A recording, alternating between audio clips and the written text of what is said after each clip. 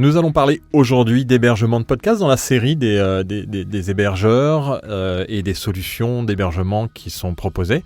Nous allons découvrir ensemble les fonctionnalités, puis les nouveautés, puis voilà, ce qui va se passer dans les mois ou années à venir avec Saoti et la solution de Saoti qui s'appelle Octopus.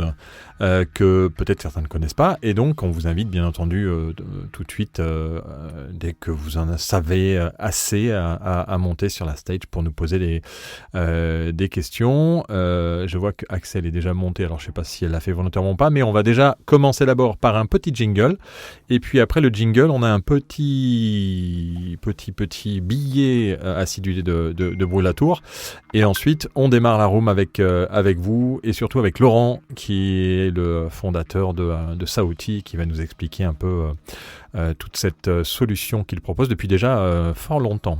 Allez, on y va, petit jingle et le billet de Brûlatour. Vous allez écouter un podcast. Et ça, c'est une bonne nouvelle. Littérature, mode, sport, art, fiction, santé. Des centaines de milliers de podcasts sont disponibles. Et il vous faudra une vie pour les écouter. Mais le pod est là. Le meilleur du podcast, c'est sur le pod, en version papier ou numérique. Pour plus d'informations, www.lepod.fr. Bien, écoutez, podcast, simplicité mais pas simplé.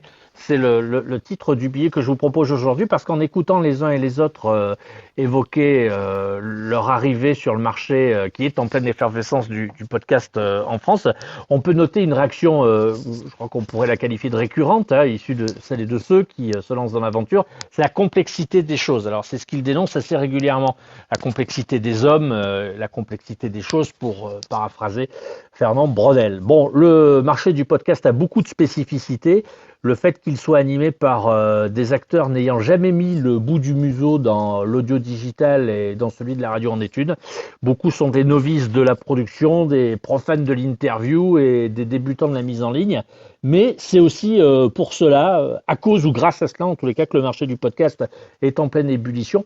Et comprenez bien que ce monde est en pleine ébullition, non pas parce que l'on y trouve uniquement des gens du sérail de l'audio digital. Il est donc en ébullition parce qu'on y trouve surtout des gens, principalement d'ailleurs des gens, qui parfois n'ont jamais entendu parler du mot enregistrement, de preset, de normalisation du son, de scénarisation, d'habillage, ou même encore de plateforme d'hébergement. Alors c'est assez curieux, je vous l'accorde, mais bon, c'est comme ça.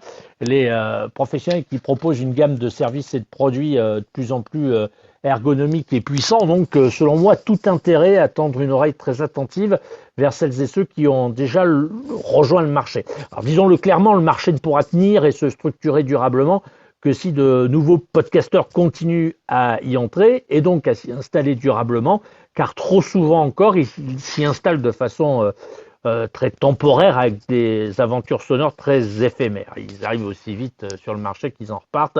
C'est donc à ce moment-là, c'est une courte fenêtre temporelle, à ce moment-là que les professionnels devraient être à l'écoute, les convaincre à y rester plus longtemps. Il faut les encourager, alors pas comme vous le feriez si vous étiez entraîneur en une équipe de foot, mais plutôt les encourager avec des services et des outils accessibles, simples d'utilisation. On le dit et on le répète, la spécificité du podcast, c'est que vous rencontrez des gens très motivés, mais qui n'ont jamais ou rarement utilisé un enregistreur, qui n'ont jamais ou rarement monté du son et qui n'ont jamais ou rarement probablement uploadé sur une plateforme. Alors il faut les aider.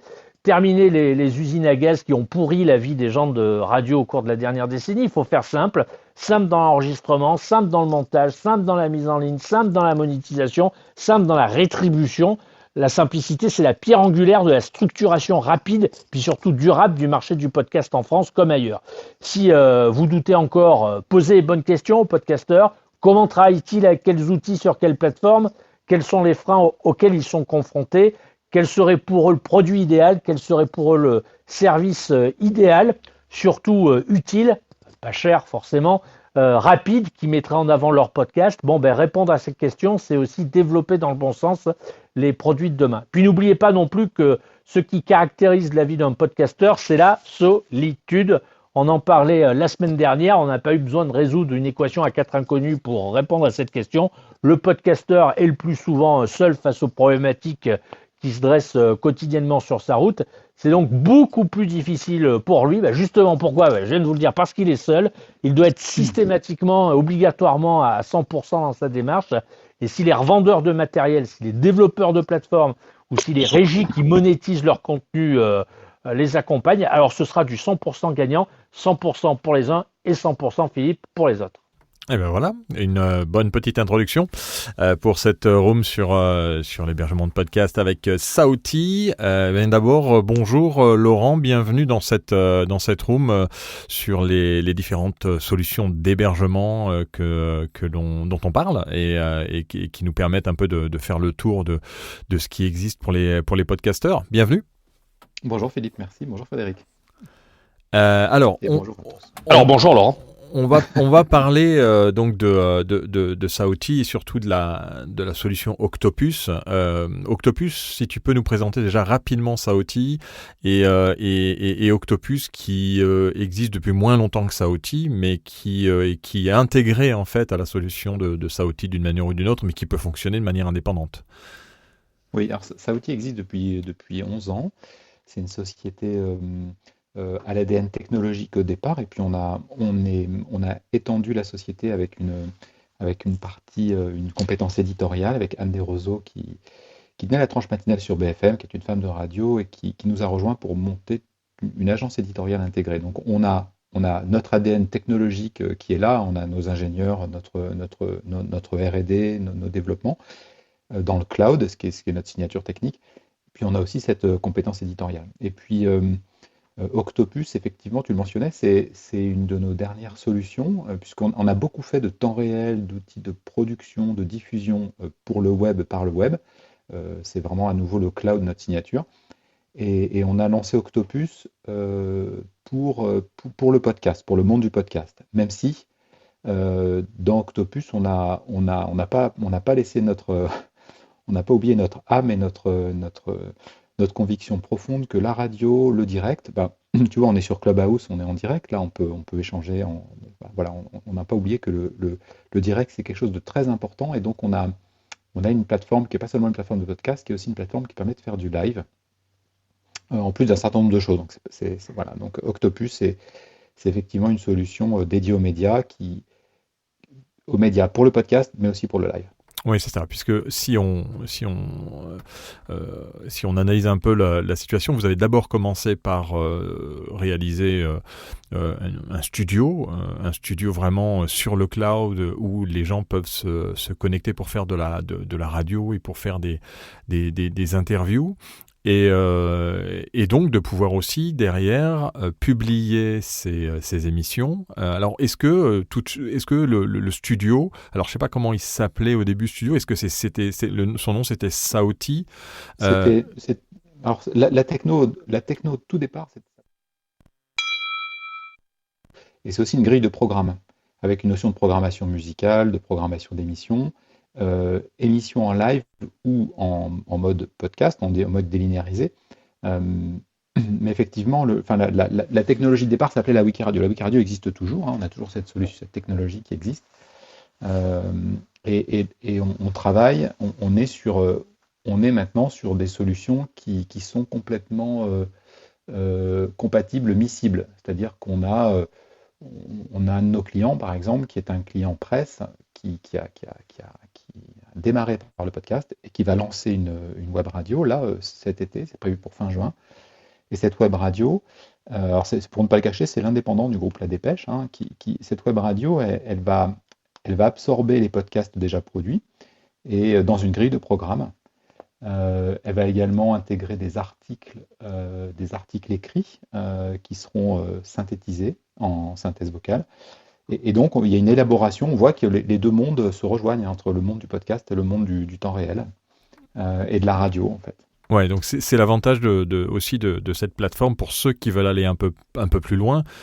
Si je résume un peu ce que fait Saoti, enfin ce que fait Octopus maintenant, puisque en gros Octopus c'est le nom de la plateforme sur laquelle on va s'identifier pour aller déposer son podcast quand on est un podcasteur et faire comme on fait sur n'importe quelle autre plateforme, puisque j'ai testé ce matin avant de démarrer cette room pour j'aime bien tester un peu les plateformes avant d'en parler avec les hébergeurs et donc elle a alors elle a pas exactement le même fonctionnement que les autres plateformes, mais on s'y retrouve quand même très vite. Et ensuite, on a, une fois que l'épisode est publié, eh bien, on a la possibilité de pouvoir aller envoyer son podcast sur l'ensemble des plateformes. J'ai noté aussi qu'il y a quand même des petits... la distribution. Ouais, pour la distribution, voilà. Et la distribution, j'ai noté qu'il y avait des choses que j'avais pas vues sur les autres plateformes, et notamment quand on va sur son émission et que on va vouloir le distribuer donc sur une plateforme. Donc il y a bien entendu Amazon Music, Apple Podcast, Deezer, Player FM, Pocket Cast, Podcast Addicts. Il y a Radioline aussi qui est assez spécifique et qui maintenant se développe pas mal, mais je l'ai rarement vu, Radioline. Spotify, Stitcher, Toutac aussi, Toutac qui est quand même une solution un peu française et un peu spécifique, et puis TuneIn. Alors quand je dis j'ai jamais vu, ça veut pas dire qu'on peut pas aller mettre sur Radioline son flux RSS, mais vous mettez des raccourcis, comme font la plupart des plateformes d'hébergement de podcasts, vous mettez des raccourcis pour faciliter et simplifier la publication du flux RSS ou de l'inscription quand on est sur Apple Podcast et qu'on n'a pas encore créé un compte. Il y a une explication, donc il y a à peu près pareil, mais c'est vrai qu'il y a des plateformes que je n'ai pas vues ailleurs en fait. Oui, alors on a fait un travail pour être exhaustif pour couvrir l'ensemble des plateformes, des principales plateformes, qui vont permettre d'atteindre, on va dire, 99%. Alors 99%, c'est un chiffre un peu magique, mais vraiment une grande majorité des plateformes qui offrent au grand public un accès à des podcasts. Donc c'est un choix volontairement très large. Et on a également, mais tu n'as peut-être pas eu le temps de le voir, toute une mécanique pour la stratégie de distribution. Donc tu peux parce que c'est vrai que là on est peut-être écouté en ce moment par des gens qui sont plutôt des podcasteurs, mais on travaille pour les podcasteurs, mais aussi pour les diffuseurs, qui sont les médias. Donc on distingue bien ces deux notions.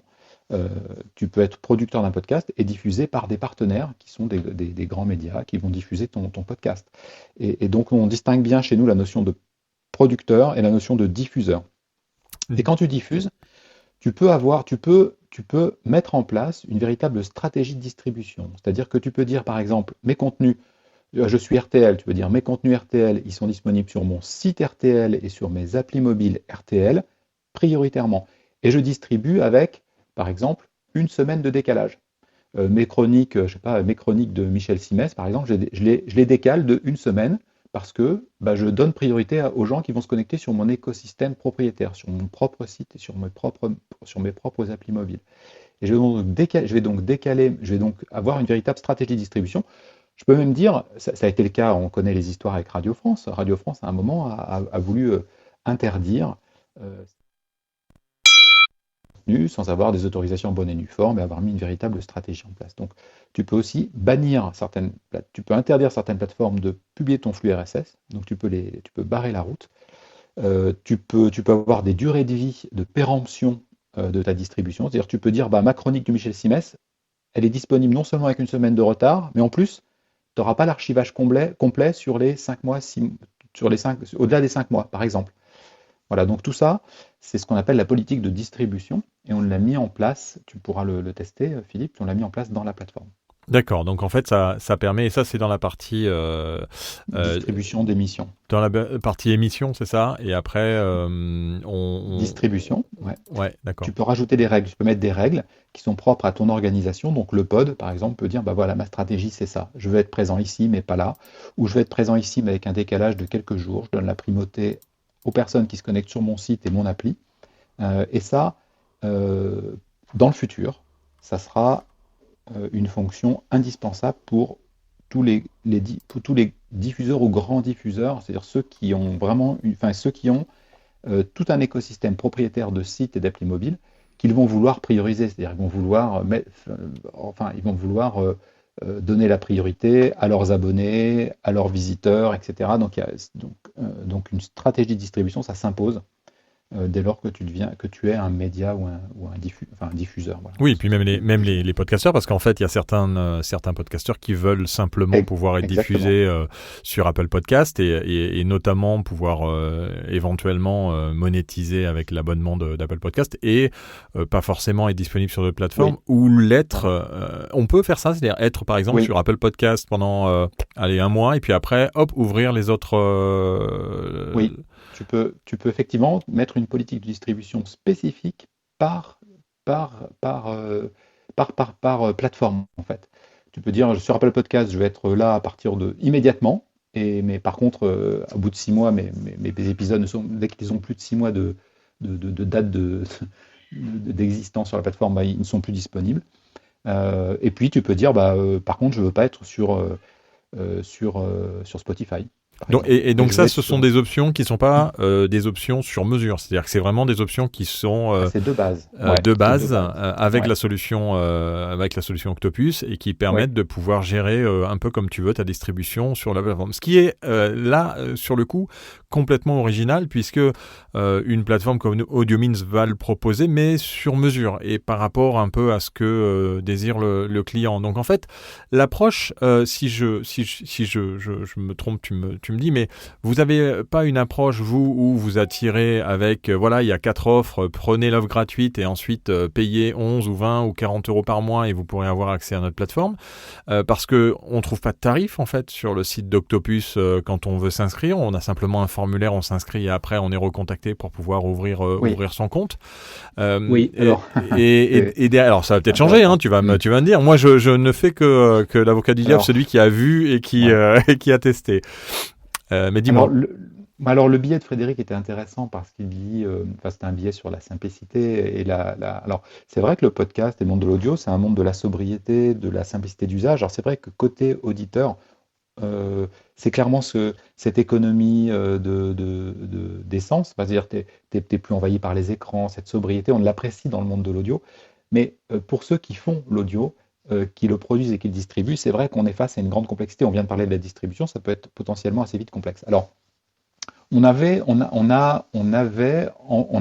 imaginé un moment mettre nos tarifs sur. En fait, c'est très simple. Nos tarifs commencent à 90 euros par mois, all inclusive quelque part. C'est-à-dire que tu peux faire tout ce que tu veux à 90 euros par mois.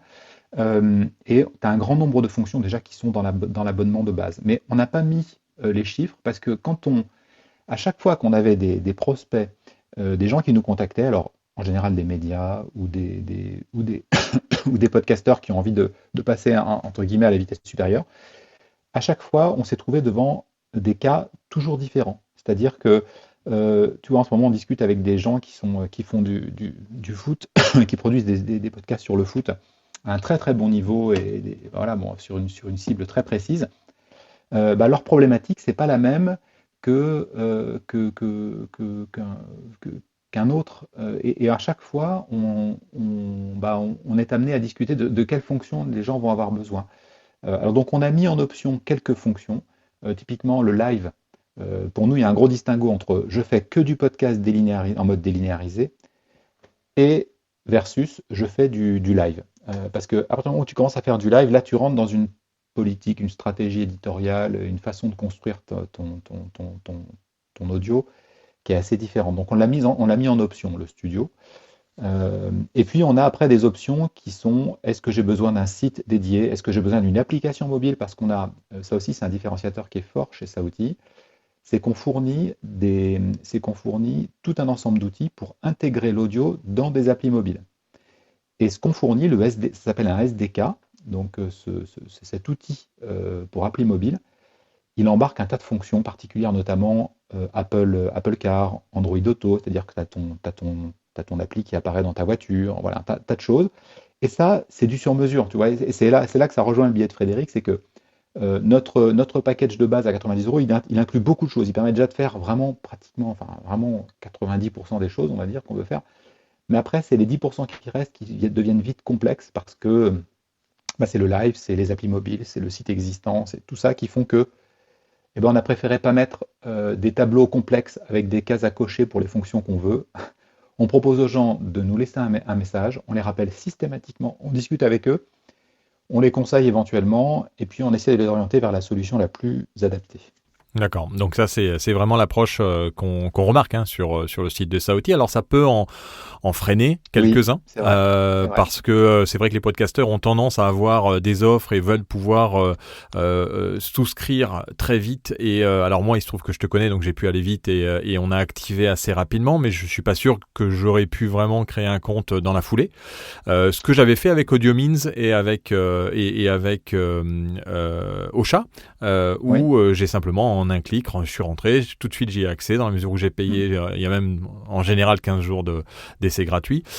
Voilà, cette approche c'est pas vraiment du tout sur ça, on est plus sur du... Alors en fait c'est un espèce de mélange de produits mutualisés qu'on peut aussi faire sur mesure, mais avec une relation un peu sur mesure selon le projet que le podcasteur ou le producteur de contenu ou le distributeur, puisque tu travailles aussi avec des distributeurs, peuvent avoir pour importer éventuellement tout leur podcast et partir sur cette solution si jamais, par exemple, ils veulent faire... parce que tu parles de podcasteurs qui sont pas forcément intéressés par la fonction live. Moi, je pense que à voir, mais une version light du live pourrait, pour certains, remplacer le fait d'avoir, par exemple, une PodTrack P8 ou tu vois, ou une Rodecaster Pro. Parce que, en gros, enfin, si j'ai vu la démo, est-ce que j'ai regardé la vidéo, j'ai pas accès à la fonctionnalité, mais j'ai vu la démo. On l'a ouvert normalement, non? Non, il y avait pas le studio. Parce qu'en fait, il y a le logo studio qui doit apparaître normalement. J'ai vu dans les démos. Mais ça permet en fait de s'affranchir, d'avoir ce genre d'outils. Par exemple, là, je suis avec la PodTrack P8 en train de m'enregistrer, mais ce qu'on fait sur Clubhouse, on pourrait très très bien le faire sur l'outil studio de Octopus sans aucun problème. Donc peut-être qu'il y a des podcasteurs qui pourraient justement utiliser cette solution s'ils le savaient. Ah oui, complètement. Ouais. Oui, c'est vrai que la fonction Clubhouse, elle existe chez nous depuis 10 ans. C'est-à-dire que le studio virtuel, il fait partie de notre ADN. Alors typiquement, sur comment ça se passe sur Octopus, c'est très simple. Alors je viens juste de renvoyer un petit message au support parce que je pensais qu'il l'avait activé, tu vois, mais je viens de leur renvoyer un petit message. En fait, le studio virtuel, en quoi ça consiste? C'est très simple. Tu programmes un peu comme tu programmes ta room quelque part. Tu programmes ton live. Donc tu dis voilà, lundi 7 juin à 13h, émission en direct. Et tu prends le player de ce que tu as de ton live et tu peux intégrer ce player dans ton site où tu le souhaites, comme de la même manière que tu intègres un player d'un podcast, d'un podcast en mode délinéarisé. Et simplement, au moment où tu vas sur ce player, si tu es en avance par rapport à l'émission, tu vois un décompte, c'est-à-dire que ça te met l'émission démarrera dans 1 heure, 10 minutes, 20 secondes. Et puis au moment du direct, tu lances le studio directement sur la plateforme, sur ton compte Octopus, tu rentres dans le studio, tu peux faire rentrer également des invités après leur avoir envoyé le lien, de la même manière que tu le fais sur Clubhouse, en multiplex. Tu peux même rentrer des inserts téléphoniques. Et alors j'ai vu qu'il y a un téléphone, c'est-à-dire que tu peux même mettre le numéro de quelqu'un et il va appeler, appeler directement la personne sur un portable et ça va rentrer dans sur le live. Alors c'est vrai qu'il y a toutes les fonctionnalités en fait qu'on a aujourd'hui quasiment sur une Rodecaster Pro aussi. Si on veut appeler quelqu'un au téléphone en Bluetooth, on peut le faire. Ou lui va pouvoir appeler par le biais d'un ordinateur connecté à une console. Sauf que là, tout est virtuel, tout est fait à distance. Tu peux travailler les niveaux des micros. Tu as un cartoucheur où tu peux lancer tes sons. Alors, il y a peut-être moins d'utilisabilité parce que tu fais tout ça sur un écran. Donc, soit tu as un écran très grand et tu peux en effet avoir accès à tes invités et à tes jingles pour suivre tes émissions. Mais en fait, tu as une vraie conduite d'émission avec les invités comme on a ici actuellement sur Clubhouse et qui peuvent intervenir. Alors, c'est pas comme Clubhouse parce que Clubhouse, tout le monde peut venir écouter et ensuite on peut faire monter les gens qu'on veut au fur et à mesure, et c'est ça l'intérêt de Clubhouse quelque part, c'est que là, voilà, tous ceux qui sont dans la room, si vous avez une question, vous levez la main, on vous fait monter, et immédiatement vous allez avoir une réponse, ce qui n'est pas forcément le cas dans le concept de Saoti et d'Octopus, et du studio d'Octopus. Enfin, je sais pas comment tu l'appelles. Mhm. Tu l'appelles studio d'Octopus ou tu... Studio virtuel, c'est notre studio, ouais, c'est le studio. Studio virtuel. Ouais, on l'appelle studio virtuel. D'accord. Ah ouais, complètement. Donc ça, Euh, c'est quand même un énorme avantage. Alors, un autre atout, et je suis encore une fois, je suis pas là pour vendre le système, hein, c'est pas des rooms qui sont sponsorisés par Saoti ou par Ocha ou par AudioMeans, on est Oui, là c'est pour clair, essayer de je découvrir comprends. les outils. Donc ce qui est quand même aussi impressionnant dans la solution, c'est que tu as commencé par le studio, et ensuite tu t'es mis au podcast, mais tout a été intégré. Ça veut dire qu'aujourd'hui, quand tu es dans ton studio, eh bien en fait, tu as les mêmes fonctionnalités qu'un podcasteur, mais avec l'émission que tu as enregistrée en live, et tu vas pouvoir immédiatement la podcaster sur l'ensemble des plateformes de distribution, comme on fait avec un podcast aujourd'hui. Et donc, une fois que Oui, ton émission est dans la boîte, immédiatement, tu peux tout de suite l'envoyer sur oui, l'ensemble des plateformes en un clic. oui. Tu peux effectivement, au moment où tu programmes ton live, par défaut, la case est cochée qui dit que ce live, une fois terminé, va être podcasté automatiquement et donc distribué. Donc tu retrouves toutes les fonctions classiques d'un podcast téléversé. Tu peux aussi avoir une politique de publication un petit peu différente. Tu peux dire, bah, je ne souhaite pas qu'elle soit podcastée. Donc elle sera disponible, enfin, je ne souhaite pas qu'elle soit publiée immédiatement.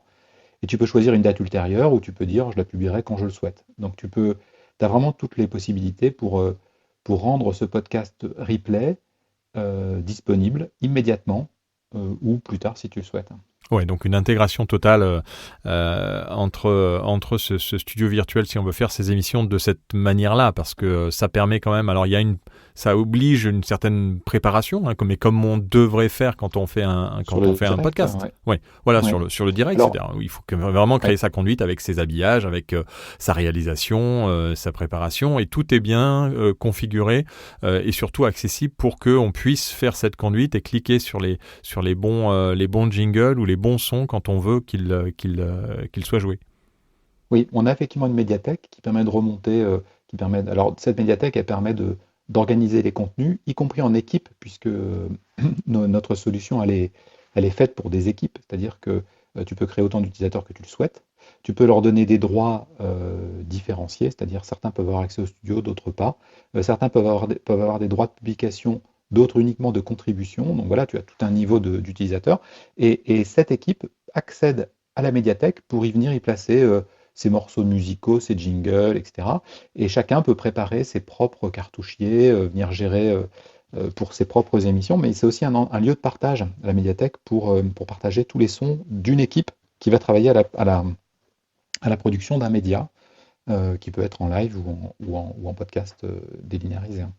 Alors, au niveau des fonctionnalités de publication, j'ai vu que pas mal de plateformes proposent du YouTube, c'est-à-dire d'envoyer la vidéo directement sur YouTube. C'est une chose sur laquelle vous travaillez ou qui est Alors, en ça réflexion? existe sur notre... Oui, alors tu vois, ça fait partie des... à nouveau, ce que Frédéric disait, les choses sont parfois plus complexes. Alors, on a la diffusion possible sur YouTube sur la solution Wikiradio. Et ça va être, alors ça veut dire qu'un client qui nous dit, moi, je veux faire de la radio filmée et je voudrais que ça parte sur du YouTube, ça, on sait le faire. On a déjà sur la Wikiradio, ça existe. Quand tu Octopus, parles de Wikiradio, que je dis, puisque ceux qui suivent depuis le début, c'est le studio. oui. Hein. C'est notre solution c'est la solution de type radio qui existait avant qu'on sorte la solution Octopus. Euh, mais il se trouve que Octopus, pour la fin de l'année, va évoluer avec la radio filmée, c'est-à-dire qu'on pourra faire non seulement des émissions en studio de radio, mais on pourra faire des émissions de studio en radio filmée. Et de la même manière, on pourra uploader des podcasts de radio filmés, pour ceux qui souhaitent le faire. Et à partir du moment où on aura intégré cette fonction, qui existe déjà sur la solution Wikiradio, hein, qu'on fournit déjà à des clients par ailleurs, mais avec une autre gamme de solutions, à partir de ce moment-là, on aura la diffusion en parallèle sur du YouTube.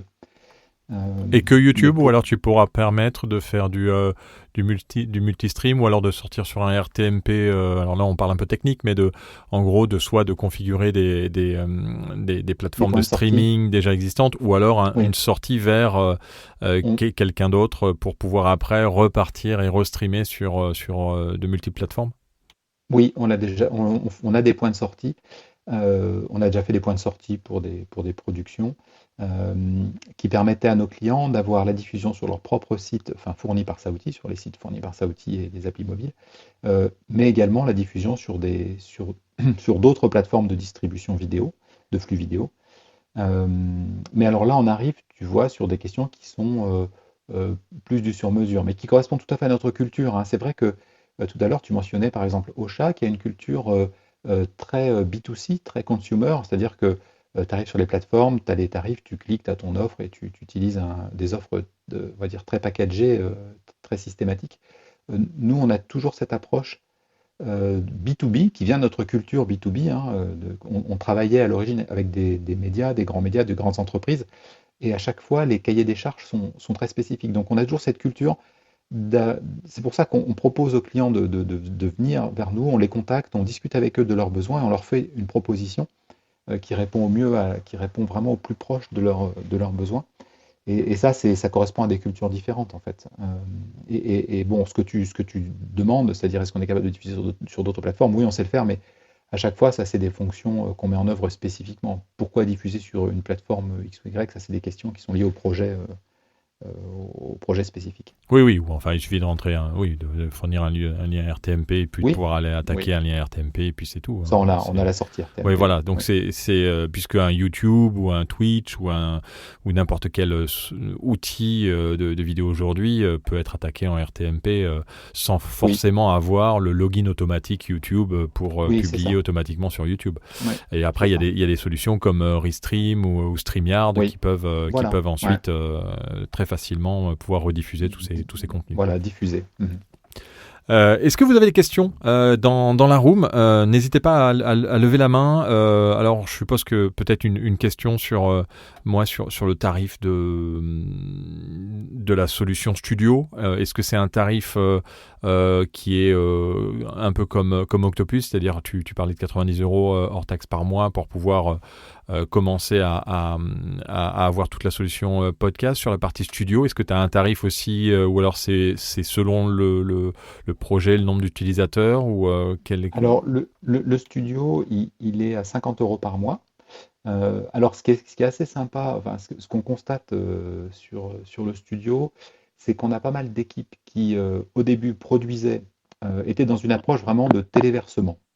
Donc, typiquement, le parcours, c'est je crée mon podcast, je l'enregistre, alors soit sur un enregistreur numérique, soit sur un ordinateur, et après, je fais un montage. Et j'ai un beau fichier son que je télécharge, que je téléverse sur une plateforme, sur un hébergeur. Et puis, je vais placer mes players dans mon site, dans mes articles, etc. Ça, c'est l'approche qu'on constate au lancement des médias ou au lancement quand les gens se lancent. Après, quand les équipes se professionnalisent et quelque part arrivent dans une production un peu plus systématisée, elles font un travail qui ressemble plus à ce qu'on fait en radio. Enfin, je sais que tu es plutôt dans cette approche-là, toi-même, Philippe, parce que vous avez au pod cette culture du monde de la radio qui est une approche beaucoup plus efficace et beaucoup moins coûteuse, au maximum, on va essayer de se passer, quand c'est possible, de la post-production. C'est-à-dire que on va préparer les émissions dans les conditions du direct, donc on va préparer les scripts, discuter un petit peu avec les personnes qu'on va interviewer, par exemple, ou préparer un débat, une chronique, un journal. Et ensuite, on va enregistrer l'émission dans les conditions du direct. Donc, quelque part, c'est comme le tourné filmé hein, en vidéo. On va produire l'émission et elle va être directement dans la boîte. Il n'y aura pas de post-production. Et là, on va économiser beaucoup, beaucoup, beaucoup de temps, même si on en aura consommé un petit peu plus dans la préparation en amont. Et on a pas mal de clients qui activent cette option studio pour justement faire cette économie opérationnelle dans la production de leur audio, parce qu'on a des clients qui produisent des podcasts tous les jours, tous les jours, tous les jours. Et là, il y a une véritable économie à éviter pour les formats qui le permettent. Donc, typiquement, l'interview, c'est un format radiophonique qui permet d'éviter la post-production. Notez qu'en post-production, et on va accueillir Obni pour sa question ou sa remarque, en post-production, on est en général pour 1 heure d'enregistrer, on est à 2 ou 3 heures de montage et de post-production si on veut vraiment arriver à réaliser quelque chose de sérieux. Obni, bienvenue. J'ai désactivé ton micro, mais tu peux le réactiver pour poser ta question ou ta remarque ou nous dire ça. À toi. Très bien, bonjour à tous. Je vous écoute depuis, 10 minutes à peu près, c'est très très intéressant. Moi j'avais une question pour vous trois, ou pour un de vous trois, peu importe, qui répond. Quel est votre domaine dans le podcast du coup? Qui interviewez-vous? Est-ce que c'est plus dans l'actualité, la musique, ou voilà, c'était quelque chose comme ça? Alors nous en fait on n'est pas forcément des podcasteurs, on est le pod, si tu veux, le pod.club, alors le pod.fr c'est un site d'actualité sur le podcast. On fait un magazine qui s'appelle Le Pod qui sélectionne des podcasts, et on fait des rooms à 15h tous les lundis, mercredis et vendredis pour 13h. À 13h, oui, à chaque fois je dis 15h. La dernière fois j'ai dit 15h aussi. À 13h pour réunir un peu les podcasteurs et ceux qui ont des questions comme toi par exemple sur le podcast. Et là on parle notamment d'une plateforme qui s'appelle Saoti, qui est un hébergeur de podcasts et qui permet à un podcasteur qui veut se lancer d'uploader son son, et aussi d'aller un peu plus loin que simplement le podcast, puisqu'il y a un studio, et c'est ce dont on parlait là, il y a un studio qui permet de faire une émission de radio en direct, même d'aller un peu plus loin, puisqu'on peut préparer ses sons, on peut arriver à tout cadrer, tout caler avant d'enregistrer son podcast, et donc derrière, ou son émission on va dire, puisque c'est un podcast, ce qu'on appelle podcast natif, c'est des podcasts qui sont produits après en général, et dont on parle de post-production, c'est-à-dire tout le temps qu'on a après à faire le montage, le mixage, à placer des éléments sonores. Ça, c'est le podcast natif qui se fait comme ça. Et ensuite, on peut aussi le faire en situation de direct ou en direct. Et c'est ce que propose la solution de Saoti, donc ce qui s'appelle la Wiki Radio ou le studio d'Octopus quand on est podcasteur, pour permettre de pouvoir gagner du temps dans son enregistrement, tout préparer en amont et faire son émission en live, et immédiatement après l'envoyer sur toutes les plateformes de distribution de podcasts. Donc nous en fait on fait pas alors quand on fait un podcast, puisque là on enregistre sur Clubhouse actuellement, donc on enregistre les professionnels qui viennent parler de leur podcast, ou les podcasteurs. On a même fait une fois avec Lauriane une podcasteuse qui démarrait. On a aussi dans la room là Catherine, qui fait partie de l'association Les Voix, qui est une voix off, qui va lancer son podcast et qui vient participer à ces rooms parce que elle veut savoir quelle est la meilleure plateforme pour elle pour ses podcasts. Donc on est là pour informer et pour répondre à toutes les questions. Donc en fait nous de notre côté on fait des interviews comme ça pour nos podcasts. Après on fait d'autres podcasts aussi qui nous permettent de faire de parler un peu de la curation, c'est-à-dire de la sélection de podcasts qu'on propose dans le magazine Le Pod. Mais pour répondre à ta question, je suis pas sûr qu'il y ait de vraies bonnes réponses à ça. Quand tu veux lancer un podcast, la question c'est par quoi tu es passionné, et parce que on peut pas lancer un podcast si on n'est pas passionné. Ça prend du temps, c'est de l'énergie, et il faut avoir quelque chose à dire, quelque chose à raconter, une histoire à raconter. Souvent, ce sont des histoires qui fonctionnent le mieux. Et ensuite, il faut arriver à mobiliser une communauté. Et cette communauté qui va venir écouter tes podcasts. C'est pas parce que c'est comme si tu démarrais une boutique dans une petite rue, dans une ville, n'importe où, et que tu communiquais pas sur le fait que tu avais lancé ta boutique. Tu peux toujours attendre qu'il y ait des gens qui vont passer devant, mais en général, c'est pas comme ça que ça se passe. Donc, il y a tout une partie après, donc de construction de ta communauté, de ton marketing, et voilà. Et ce sont de toutes ces choses-là dont on parle dans nos rooms. Là, on est plus particulièrement sur Saoti, sur Octopus, une solution qui permet de faire tout ça de manière assez simple, et donc qui fait gagner du temps et de l'argent pour ceux qui veulent investir sur le podcast. Après, voilà, il y a des solutions qui sont au démarrage gratuits. On parlait d'AudioMeans. Audiomin, c'est une solution, tu démarres gratuitement jusqu'à 1500 écoutes. Par contre, dès que tu as 1500 écoutes, ça commence à être payant. De toute façon, il n'y a pas de secret. C'est toujours payant à un moment ou à un autre pour héberger son podcast. Même si on fait ça sur son serveur avec une solution open source, on a toujours des choses à payer et le temps, au final, c'est de l'argent et on gagne du temps avec ces plateformes. C'est surtout ça qui est important. Ce qui est normal, c'est sûr. Le boulot derrière est assez gros, donc c'est normal que il y ait quelque chose, un revenu, quoi, en tout cas. Peut-être deuxième question et dernière, après je sais pas. Comment trouver du coup des podcasteurs, parce que moi du coup je suis un jeune chanteur français, je cherche un peu pour de la promo, etc. Donc tu veux lancer ton podcast en tant que chanteur en fait, et tu veux savoir à qui tu peux t'adresser en tant qu'invité surtout, en tant qu'interview. Ah oui, donc tu veux faire de la promo dans des podcasts et te faire connaître par le biais de podcasteurs qui t'intervieweraient, c'est ça ? Qui pourrait, qui sera intéressé déjà, etc.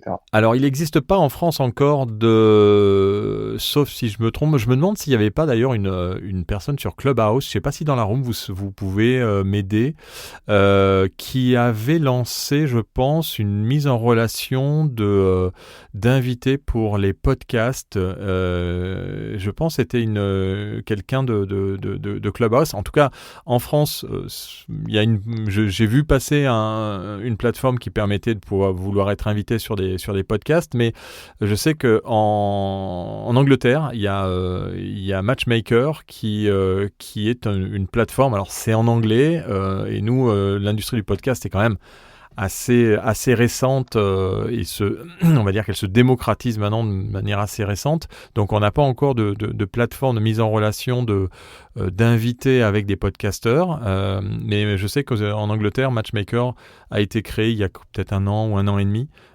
Et permet de mettre en relation des personnes avec des podcasteurs.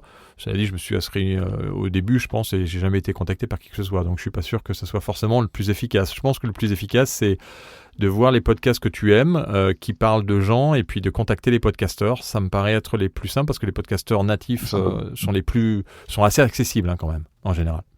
Après, sur les podcasts qui traitent de la musique avec des podcasteurs, il y en a quelques-uns.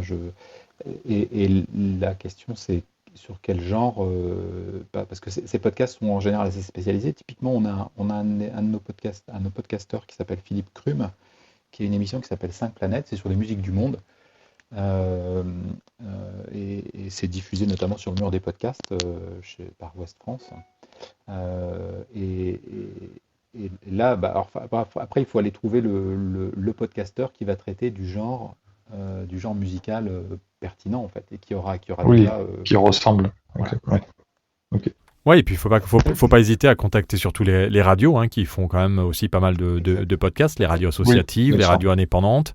Alors, faut pas aller chercher les grandes radios parce que ça servira à rien. Oui, pas tout de suite. Mais ouais, même plus tard. Sauf si t'as un label qui a des accords déjà avec les grands groupes, c'est un des gros problèmes aujourd'hui pour être diffusé en radio. C'est que. Mais par contre, les radios associatives, faut pas hésiter à y aller et puis à contacter les podcasteurs. À savoir en termes de musique, je sais pas si vous avez entendu là, mais aujourd'hui c'est un jour un peu complexe d'ailleurs pour les plateformes, Laurent, sur la directive européenne sur la musique. Je sais pas si tu as vu passer ça, mais toutes les plateformes donc aujourd'hui sont responsables des musiques qui sont diffusées sur les podcasts et c'est très compliqué. Est-ce que c'est des choses auxquelles vous pensez chez Saouti? Alors déjà il y a tout ce qui est droit de diffusion. Qui est une question qui a déjà été traitée par la SACEM, à savoir que quand tu intègres de la musique dans tes émissions, c'est typiquement quelque chose dont on a parlé avec Philippe Crum, typiquement sur son émission 5 planètes, eh bien il faut faire une déclaration à la SACEM et payer une cotisation à la Alors SACEM. ça, on sait on peut le déclarer, sauf que personne n'a jamais payé encore, il n'y a pas de lien de paiement, et que personne n'est vraiment disponible pour en parler à la SACEM. Donc la SACEM, c'est assez compliqué quand même, on en parle souvent dans les rooms. Oui. Après, les tarifs existent, ils sont là, il y a les contacts, mais la SACEM a souvent fonctionné comme ça, c'est-à-dire face aux innovations, elle a créé quelque part une sorte de cadre. Après, la mise en œuvre pratique, ce qui compte, c'est d'être carré, c'est-à-dire d'avoir déclaré le fait que tu allais intégrer de la musique dans ton podcast. l'avoir déclaré à la SACEM. Mais c'est vrai qu'il y a un petit côté 1, 2, 3 soleil, c'est-à-dire que tant que tu n'as pas déclaré, tu n'existes pas. Et quand bien même tu as déclaré, tu peux ne pas être facturé parce que tout n'a pas été mis en place derrière opérationnellement. Ça, c'est quelque chose qu'on Oui, a et puis déjà vu dans le c'est passé. une déclaration. Apparemment, il faut quand même payer donc ce droit de 49 ou 59 euros. Je vois Oui, c'est ça. que Raphaël est dans la room et il pourra nous confirmer puisqu'il a pas payé. Hein. Il a fait la demande, mais il a pas encore payé. Oui, Alors qu'il l'a oui, fait il y a depuis, à mon avis, plusieurs mois, voire un an. oui. Mais c'est vrai que cette directive change un peu la donne pour les plateformes puisque vous devenez responsable aussi du fait que si la musique n'est pas payée par ceux qui déposent des podcasts, vous avez l'obligation de supprimer ces podcasts. Oui, oui, oui. Mais bon, c'est en train de se mettre en place. Voilà. Ouais, donc Après, ça il y a un deuxième c'est type de. européen. Voilà, c'est européen, ouais. Après, il y a un deuxième type de droit qui n'a pas été abordé, même par les instances qui travaillent autour du podcast, du type La Geste, par exemple, qui travaille sur les droits. Euh, c'est la problématique du droit de reproduction. Parce qu'en fait, la SACEM couvre les droits de diffusion. Après, il y a les droits de reproduction. C'est-à-dire, est-ce que j'ai le droit de reproduire un morceau dans mon podcast? Et là, c'était des droits qui étaient gérés historiquement par la SCPP et la SPPF, et qui sont maintenant gérés par la SPRE. Mais ça n'a pas été encore, clarifié. Donc quand tu parles de Euh, reproduction, c'est-à-dire alors c'est quoi? c'est C'est les podcasts? Non, c'est la musique dans les c'est la podcasts? musique que tu mets dans ton podcast. Quand tu reproduis un morceau dans une plateforme ou quand tu reproduis un morceau quelque part, donc ça peut être dans un podcast, tu dois payer de la même manière que quand tu copies des morceaux pour faire ta programmation musicale, les radios payaient des droits à la SCPP et la SPPF, ce qu'on appelait les droits de reproduction, en plus des droits de diffusion, Oui, en plus de la euh, SACEM. en plus de la SACEM. Voilà. Et sur le podcast, ça n'est absolument pas clarifié. C'est-à-dire que quelque chose qui est en devenir. Donc, côté SACEM, effectivement, il y a des tarifs qui ont été publiés, mais une application qui est relativement inexistante. Quant aux droits de reproduction, là, pour le coup, il y a aucune directive claire qui existe. Donc, la SCPP et la SPPF, qui sont maintenant gérés par enfin, ces droits qui auparavant étaient gérés par la SCPP et la SPPF, qui sont aujourd'hui gérés par la SPRE, ne sont pas vraiment, ne sont pas vraiment clarifiés. Ouais, et je pense que ça c'est une des complexités hein, de cette Voilà. de tout On cet rebouche univers l'oubli de Frédéric. audio et notamment par les radios où c'est simplifié parce qu'elles ont des forfaits. Là, les podcasteurs indépendants, autant les labels comme avec la SCAM arrivent à actionner Oui, des partenariats pour payer les auteurs et les autrices. voilà. Et là, toute la partie reproduction et musique, c'est assez complexe. Mais ce que Ça j'ai vu demande d'être aussi, c'est clarifié. alors ce qui est quand même assez dangereux, et je fais un petit clin d'œil à Raphaël en parallèle, c'est qu'il y a une rétroactivité. Apparemment sur les plateformes, Mhm. ça veut dire qu'elle Oui, prend effet aujourd'hui, mais avec rétroactivité sur je sais jusqu'à pas 3 combien ans. d'années, mais 3 ans. 3 ans. Ouais, c'est pour ça que je disais que c'est un peu un 2-3 soleil. C'est-à-dire que tant que t'as pas. C'est pour ça que tu peux t'interroger sur est-ce que Raphaël veut intervenir peut-être là-dessus. Non, non, mais vas-y, tu peux finir. Raphaël s'inquiète, tu sais. Bonjour tout le monde et bien sûr, tu peux finir ta phrase. En fait, non, c'est parce que voilà, Philippe m'a fait 2 appels du pied. J'ai pas beaucoup avancé, même si c'est rigolo. J'ai envoyé un mail ce matin à un contact qui m'avait écrit le 27 août 2020. Et le 27 août 2020, cette personne m'écrivait voilà, qu'effectivement, il y avait une grille qui était en place, mais qu'il n'y avait pas de formulaire qui était disponible. Elle m'avait dit à l'époque de guetter le site de la SACEM pour avancer. Donc là, je suis actuellement encore sur le site de la SACEM. Donc, ils ont mis à jour, effectivement, un article qui s'appelle Podcast des tarifs pour chaque type d'utilisation, Mhm. sauf qu'ils abordent beaucoup de types d'utilisation pour les podcasts associatifs, les podcasts commerciaux, etc. Ce qui est Mhm. intéressant, c'est que les podcasts associatifs, enfin les seuls podcasts natifs abordés sont des podcasts natifs diffusés sur le site d'une structure comme une association, par exemple, ou un podcast issu d'une web radio. Et sinon, ce sont des podcasts commerciaux. Mais le podcast natif comme le mien, c'est-à-dire qui est lié à aucune association ni à rien et ni à aucune radio, bon, il est hors de cette grille. Donc, je lui ai réécrit ce matin. Si elle me répond, bien évidemment, je vous rapporterai les infos. pour ce qui est de la rétroactivité et donc de la mise en conformité avec les plateformes, Philippe, ça veut dire quoi? Ça veut dire que maintenant, les plateformes, quand on va déclarer son podcast, il faudra répondre éventuellement, hein, bien sûr, tu ne peux pas répondre pour toutes les plateformes, mais l'idée, c'est quoi? C'est qu'il y a un questionnaire qui dise passez-vous de la musique, oui, non, et en cas de oui, qu'on mette un numéro de déclaration comme quoi on est en phase avec la SACEM, c'est ça l'idée? Ouais, je pense que ça. Enfin, à mon avis, il va y avoir une partie ça, mais il va y avoir surtout parce que c'est vrai qu'on se pose la question. Alors, ça va être un peu, à mon avis, ça va être un peu le souk pendant quelques années, parce que le temps que les plateformes. Vous avez été contacté, vous, Saoti? Non, parce que je pense que c'est plus les géants. SACEM, nous, hein. Avec la SACEM, oui. Non. Ah oui, on est en contact depuis qu'on existe avec la SACEM, et parce qu'on est tiers de confiance, c'est-à-dire on s'est chargé des déclarations, toujours dans cet esprit, on va dire B2B ou d'accompagnement conseil de nos clients. On s'est chargé des déclarations pour un certain nombre de nos clients. Et on a fait le travail auprès de la SACEM pour un certain nombre de nos clients. Oui, alors ça, c'est le travail pour la SACEM. Après, pour répondre à Raphaël, je pense que tout va se mettre en place doucement et qu'en effet, il risque d'y avoir des petits champs à remplir sur la déclaration des musiques utilisées parce que les plateformes, étant donné qu'elles deviennent d'un seul coup responsables, eh ben ça va changer la donne. Donc c'est un peu ça, à mon avis, qui arrive aujourd'hui. Alors c'était prévu, hein, puisque apparemment c'est une loi de 2019 qui a été validée, qui prend effet aujourd'hui. Donc les plateformes vont toutes réagir et vont toutes, comme Acast l'a fait, parce que moi j'ai reçu un mail d'Acast hier en anglais. Donc si tu parles français déjà, tu comprends rien.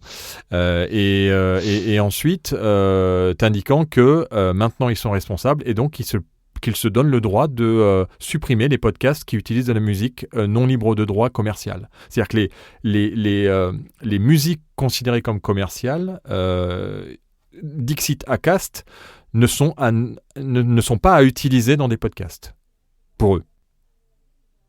Mais bien sûr que si, simplement il faut gérer les droits. Oui, c'est ça. Mais avoir les droits d'une musique commerciale, c'est pas si simple, parce que quand tu es un podcasteur natif, parce que quand tu es une radio, tu as un forfait, mais le problème c'est que là en général les podcasteurs, comme disait Raphaël, il n'est pas une association, il n'a pas une structure juridique derrière, donc en fait c'est pour ça que la SACEM ne l'aime pas trop, parce qu'elle ne sait pas comment le prendre en fait.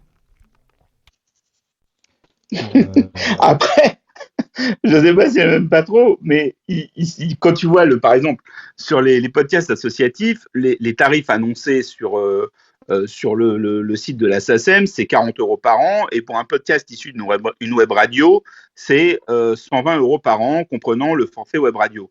Donc ça reste quand même des tarifs qui sont très abordables. C'est-à-dire que moi, dépenser 40 ou 120 € par an pour être tranquille et en phase avec les plateformes et les plateformes d'hébergement et les plateformes de diffusion, ça me semble être acceptable. Sachant que là, on est dans un podcast qui n'est pas financé par la publicité. À partir du moment où, j'entends souvent sur Taroom des sujets sur les régies, etc. Bon, pour le moment, moi, c'est pas mon cas. Le maximum qui est présenté toujours dans cette grille pour les podcasts commerciaux, lorsque la durée de musique représente 70 à 100% du contenu, la quote-part de la durée, le forfait est de 200 €. La redevance forfaitaire minimale par an est de 200 €. Donc, si tu as un stream sponsorisé par la publicité, a priori, tu dois pouvoir payer ce genre de forfait. Donc, ils étaient partis sur des choses qui étaient abordables et acceptables quand la musique a une part importante, quand c'est le sujet de ton podcast. Après, si c'est pas le sujet de ton podcast, tu peux t'arranger pour pas prendre le titre que tu as plus ou moins utilisé sans droit et trouver quelque chose de bien, soit avec un musicien que tu rémunères, soit sur la musique que tu achètes. Mais le problème, c'est que même pour se mettre en règle avec ça, c'est très très difficile. Ben Alors après, je pense qu'il y aura un système comme YouTube qui fait que dès qu'ils vont avoir des Shazam intégrés, et à chaque fois que tu vas avoir un titre, et tu vas avoir, est-ce que vous avez l'autorisation, déclarez-le, et si tu déclares, il te le laisse, si tu déclares pas, il t'éjecte. À mon avis, ça va. Alors, ce qui est étonnant, c'est que pendant le premier confinement, Twitch avait diffusé énormément de DJ live, et donc il y a eu un problème. La SACEM est arrivée, la SACEM et les ayants droit internationaux se sont plaints très vite parce que c'est la première fois que sur cette plateforme, il y avait autant de musique qui était diffusée live. Et vraisemblablement, ils ont trouvé un accord hyper rapidement. C'est-à-dire que Twitch a un forfait qui doit être assez imposant de ce qu'on a compris, alors en tout cas pour la France avec la SACEM, puisqu'ils ont rencontré Twitch France. À partir de là, eux, ils ont changé leurs conditions générales d'utilisation et effectivement, il faut y aller doucement. Et quand tu laisses de la musique qui appartient à des maisons de disques qui ont ces fameux deals, entre guillemets, de type Shazam avec les plateformes, bon, ben, ton son disparaît. Donc, ça, ils ont les mêmes outils, un outil qui est très proche de celui de YouTube. C'est-à-dire ça reconnaît effectivement ce qui est en train d'être joué et ça te coupe le son si tu laisses ta vidéo. Pour le direct, c'est un peu plus compliqué. Pour le moment, il te coupe pas tes directs. Mais et donc voilà, il est peut-être possible aussi qu'ils arrivent au final avec un système plus ou moins identique sur les plateformes. Ah oui, non, mais ça, je pense que c'est assez certain. Antoine, on accueille Antoine qui voulait réagir. Salut Antoine. Alors, c'est pas vraiment une réaction, c'est une question. Sur la plateforme Saouti, je vois que vous avez des éléments sur les analytiques, sur les audiences, comprendre qui c'est qui écoute quoi, à quel endroit, combien de temps, etc. Oui. Et je voulais savoir si vous avez quelque chose de particulier, si vous avez réussi à battre un petit peu le mur du téléchargement, parce qu'une fois qu'un podcast est téléchargé sur mon téléphone, je ne pense pas que le podcasteur ait accès à la donnée de savoir si je l'ai écouté 2 minutes ou 2 heures ou jusqu'au bout ou pas jusqu'au bout, sauf si j'écoute sur Apple Podcast ou ce genre de plateforme qui remonte du coup de façon centralisée des stats. Du coup, je voulais savoir si vous centralisiez vos statistiques ou si vous aviez trouvé une astuce innovante. Alors, toutes nos statistiques sont centralisées, c'est-à-dire qu'en un seul endroit, on a l'ensemble on a le nombre d'écoutes, typiquement. On a le type de terminaux qui a été utilisé, donc est-ce que c'est un mobile, une tablette, un PC.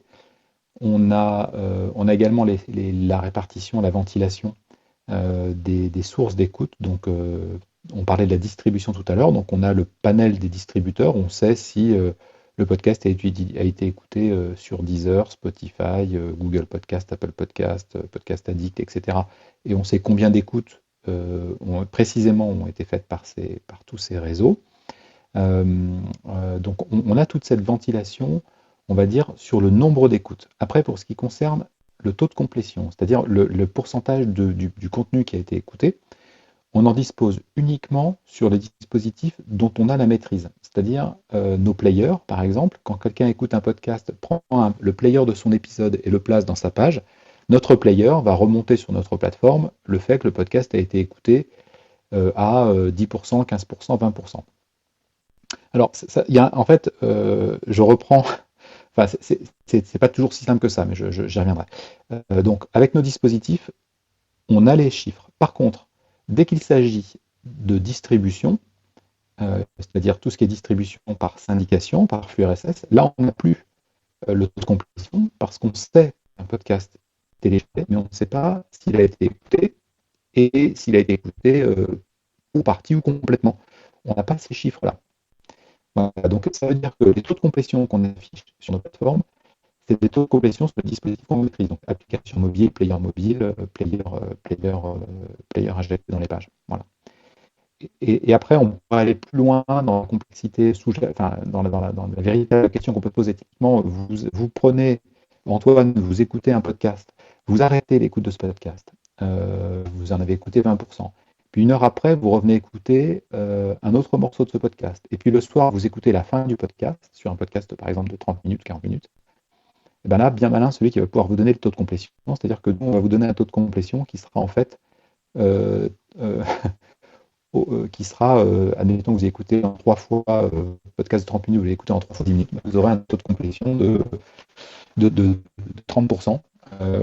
En moyenne, alors que vous aurez écouté dans les faits la totalité du podcast. Donc c'est assez complexe en fait. Ouais, donc on n'a pas le zapping. On n'a pas le zapping podcast. Les statistiques de zapping podcast est encore compliqué. Et surtout le rassemblement de l'ensemble des données, ce qui paraît logique puisque en fait les plateformes récupèrent un flux RSS et donc on ne reçoit rien des plateformes. On ne fait que pusher. On reçoit une demande de la plateforme via le flux RSS qui nous dit passez-moi le contenu, mais on lui passe le contenu, mais après, donc la plateforme va commencer à télécharger le contenu, mais on ne sait pas si ce contenu il est téléchargé, par exemple, dans un podcast addict en réserve pour être écouté plus tard, auquel cas il va être téléchargé, mais on ne sait pas s'il aura donné lieu à une écoute effective. Et ensuite, dans l'application, quand l'application Podcast Addict, je prenais cet exemple-là, écoute le podcast, il n'y a pas de remontée d'informations vers notre plateforme pour dire, voilà, on en a écouté 10%, 15%, 20%. Il faudrait inventer un flux RSS de consultation. Non, mais c'est ça. C'est-à-dire qu'au lieu d'envoyer un flux RSS où on peut télécharger le fichier, puisque en fait c'est ce qui se passe, faire en sorte, mais alors à ce moment-là ça veut dire que toute la charge de téléchargement serait sur les serveurs de l'hébergeur, ce qui est sur le fond pas un problème en soi. Donc il faudrait inventer le RSS Plus qui permettrait en fait de garder le fichier principal sur les serveurs de l'hébergeur pour justement avoir ce genre de statistiques et de données. C'est du streaming. C'est ce que font nos players. Et ils font du streaming, c'est-à-dire qu'en fait, tu es en lecture temps réel, on diffuse quelque part, on diffuse les morceaux du fichier en temps réel au fil de la lecture. Oui, ou alors un flux qui garderait un lien en fait avec la plateforme de diffusion et qui pourrait remonter en fait les données dès qu'il y a quelqu'un qui appelle ce flux parce qu'il garde une espèce de trace. Mais tu bouleverserais l'économie de l'écosystème technique parce que on prenait l'exemple de Radioline par exemple. Radioline, qu'est-ce que c'est? C'est un catalogue de flux RSS, ni plus ni moins. Et dès lors qu'il y a un téléchargement, Radioline ne s'en préoccupe pas. C'est-à-dire que c'est les hébergeurs qui viennent porter la charge non seulement du stockage, mais en plus de la bande passante qui est utilisée pour distribuer le podcast en question. Donc, si tu commences à dire à Radioline, non seulement, enfin, vous êtes un annuaire, mais en plus vous avez à héberger et ça passe par chez vous. Ou alors, il faudrait faire une espèce de... Mais le lien est chez nous de toute façon. Le seul truc, la seule limitation du flux, de la norme RSS, c'est que on ne sait... Enfin, ça n'est pas du temps réel. C'est un peu comme un FTP, ou pour parler avec un jargon technique, c'est un peu comme un téléchargement WeTransfer. C'est-à-dire qu'un flux RSS, c'est une référence documentée à un contenu, c'est-à-dire tu as une description quand même dans le flux RSS, tu as une image, un titre, etc. Et tu as un lien sur un fichier son, et ce fichier son, tu le télécharges, point. C'est ça la norme RSS. Ouais. Bon, mais de toute façon, on va pas changer les normes maintenant, et c'est vrai que comme disait Antoine, avoir accès à ces datas et aux détails du taux de complétion pour l'ensemble des plateformes, c'est important, et surtout ne pas aller aller sur Google, sur Apple, à chaque fois pour aller voir les taux de complétion quand on les a, ça demande quand même un travail colossal. Donc il faudrait inventer une plateforme qui aille se connecter, un connecteur qui aille sur tous les différentes plateformes de distribution pour rassembler l'ensemble des datas sur une seule même interface, peut-être une start-up à créer dans le futur. Est-ce que nous avons d'autres questions, Antoine? Est-ce que ça va pour cette réponse? Vas-y. Alors merci beaucoup pour la réponse. J'ai juste une deuxième question parce que ça alors le flux RSS, c'est une vraie question de profane. Alors attention, merci de pas taper. Le flux RSS, je vois sur le site de Sauti que vous avez un flux RSS optimisé. Et alors du coup, je sais pas si tous les flux RSS sont optimisés, parce que du coup maintenant je vois que on peut l'optimiser pour avoir les balises titres, la description des podcasts. Du coup, je me dis, ça se trouve, je fais faux depuis tout ce temps, ce qui fait que je suis indétectable par Google. Donc, ça me pose question. Je veux savoir si c'est quelque chose qui est vraiment spécifique à ce que vous faites vous, ou si, pour le coup, c'est une bonne pratique répandue. Alors, les flux RSS sont plus ou moins bien exploités par les différentes plateformes.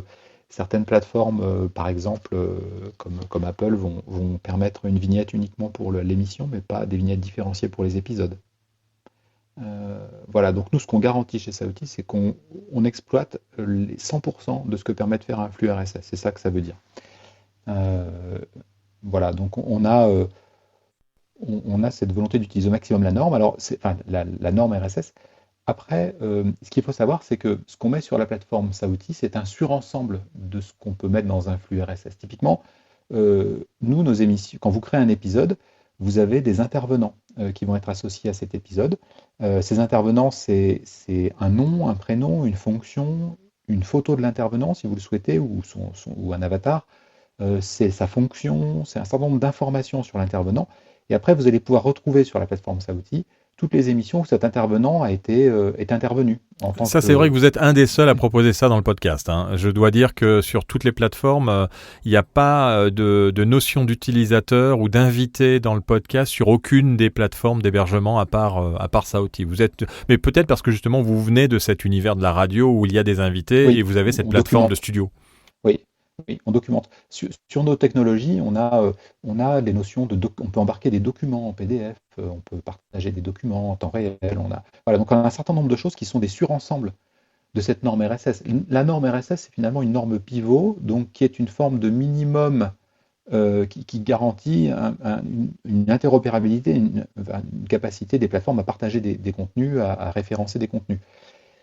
Pour autant, elle n'est pas toujours exploitée à 100% par toutes les plateformes.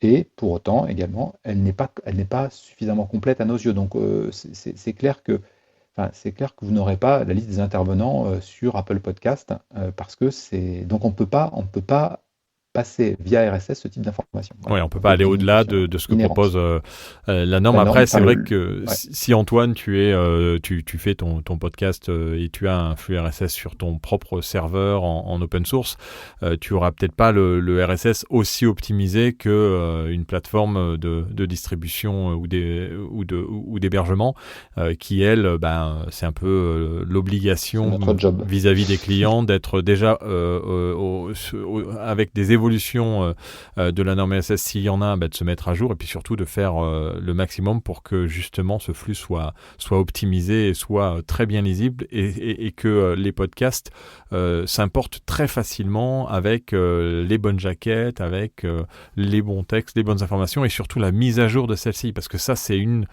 c'est aussi une des choses qui est importante, c'est qu'on puisse modifier. J'ai vu que sur Saouti, sur Octopus, il est possible, et c'est très clair, beaucoup plus clair que sur d'autres plateformes d'ailleurs, de pouvoir modifier un épisode existant et pour pouvoir faire en sorte que derrière les plateformes mettent à jour cet épisode. Ça, c'est une fonctionnalité qui est aussi, à mon avis, pas négligeable dans l'interface d'Octopus de Saouti. Donc voilà, donc si vous voulez tester l'interface, alors je sais pas comment on fait s'il y en a qui veulent tester. Je suppose qu'ils passent par le formulaire. Ils peuvent demander une inscription. On rappelle systématiquement les personnes pour comprendre leur projet. C'est pas forcément un échange très long. C'est 10 minutes d'échange pour comprendre leur projet et derrière on ouvre un compte quand on s'est bien assuré qu'on avait la solution qui répondait aux besoins. Voilà, tout simplement. Sur la partie monétisation, c'est Saouti qui monétise directement ou vous travaillez avec des régies? Vous pouvez rassembler des régies sur la partie monétisation puisqu'il y a aussi une solution de monétisation sur Saouti. Alors en fait, on a une politique très simple, c'est que quand un utilisateur souhaite monétiser, il peut utiliser une solution de type ad server. Donc, il peut contacter par exemple Soundcast ou une société AdsViz, TargetSpot, et on s'interface avec l'ad server choisi par nos clients. Donc, en fait, on est plutôt orienté diffuseur dans ce type d'approche, on est plutôt orienté média.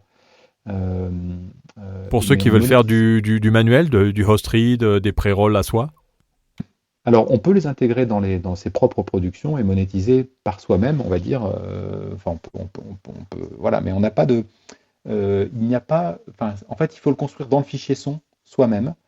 On n'a pas d'interface de type ad server qui permet de créer ses propres campagnes sur la plateforme. Oui, d'accord. Donc, si tu veux faire tes propres host reads, tu les mets dans ton épisode et ça veut dire qu'elles sont sur toutes les plateformes.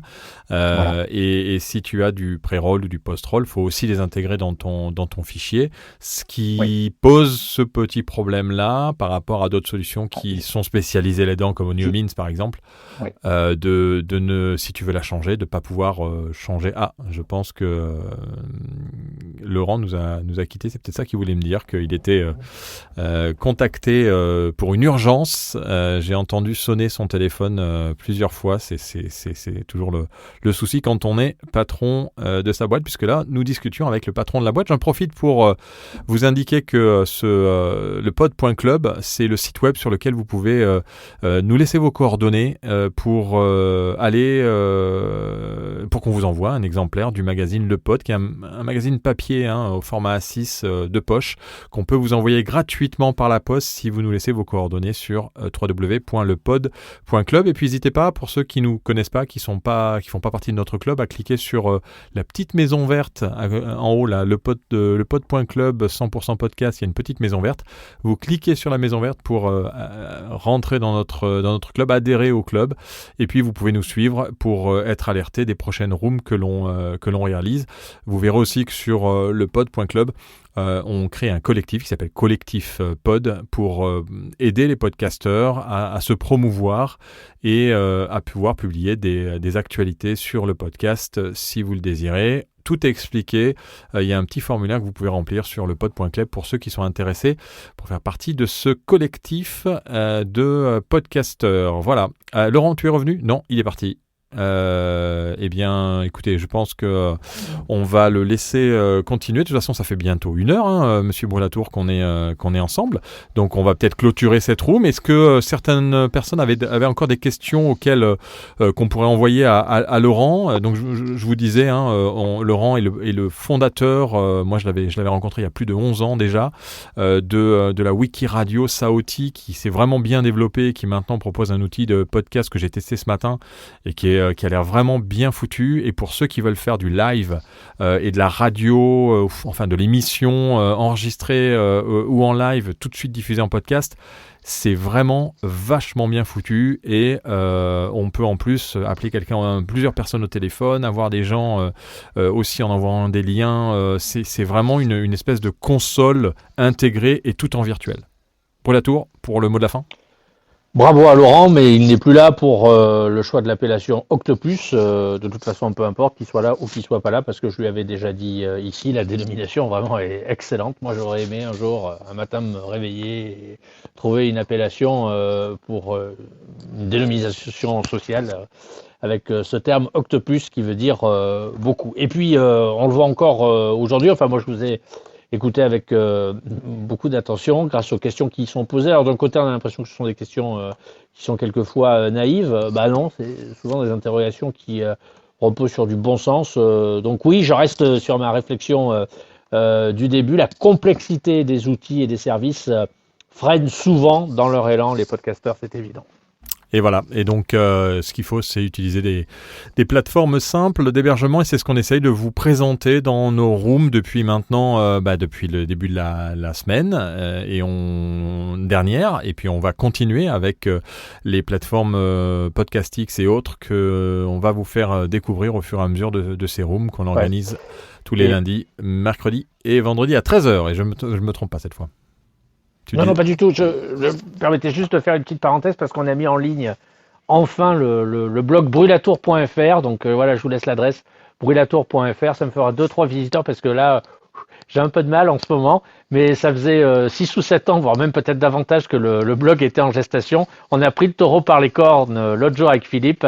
Et donc voilà, on l'a enfin mis en ligne parce que là ça ne pouvait plus durer comme ça, quoi. Donc Brulatour, maintenant il faut le nourrir. Ouais, voilà. Et puis il faut surtout bien écrire son nom, Brulhatour, pour voir tout ce que fait Brulatour et accéder à tout l'univers de Brulatour au niveau de la radio et du podcast et de l'audio digital. Ouais. Et c'est vrai qu'on en fait beaucoup. En tout cas, merci à tous pour avoir participé à cette room encore et aux prochaines rooms. Je rappelle à tous ceux qui nous suivent pas, qui sont classés dans Others in the Room, de nous cliquer sur la petite maison pour adhérer au club et pour nous suivre, pour que vous puissiez être alertés justement de toutes les actualités que l'on vous propose pour parler et vous faire parler de podcast, d'hébergement, de musique, de tout ce que vous voulez qui concerne le podcast. Et puis, n'oubliez pas d'aller sur le pod.fr tous les jours pour consulter l'actualité du podcast et nous envoyer vos communiqués à rédaction@lepod.fr si vous avez des sorties de podcast ou de l'actualité que vous voulez partager avec nous. Et puis sur le site, vous avez aussi un formulaire pour nous envoyer vos recommandations que vous pouvez utiliser soit pour vos podcasts ou des podcasts que vous aimez, que vous voulez et dont vous voulez qu'on parle parle sur lepod.fr. Merci, il est déjà 14h16. Merci Obni, merci Raphaël, merci Antoine. Et merci à tous ceux qui ont suivi cette room. Vous la retrouvez bien entendu en podcast. Vous allez sur lepod.fr dans nos podcasts et vous retrouvez les anciennes rooms que nous avons organisées. On en a déjà, il nous en reste encore une bonne dizaine à publier. On les publie une fois par semaine. Comme ça, vous en aurez pour tout l'été. Même si on risque d'arrêter cette room fin juin comme on avait prévu avec Brûlatour. Non mais c'est pas qu'on risque, c'est qu'on va quand même faire une pause estivale, Philippe. Ouais, on a tous besoin de faire une pause estivale. Mais bon, les podcasteurs ils continuent, hein. Nous on s'arrêtera, mais les podcasteurs vont continuer. Non mais il faut savoir raison garder quand même. Allez, merci à tous, petit jingle de fin. Salut. Et on se retrouve mercredi à 13h. Ciao. Salut, ciao. Vous allez écouter un podcast. Et ça, c'est une bonne nouvelle. Littérature, mode, sport, art, fiction, santé. Des centaines de milliers de podcasts sont disponibles. Et il vous faudra une vie pour les écouter. Mais le pod est là. Le meilleur du podcast, c'est sur le pod, en version papier ou numérique. Pour plus d'informations, www.lepod.fr.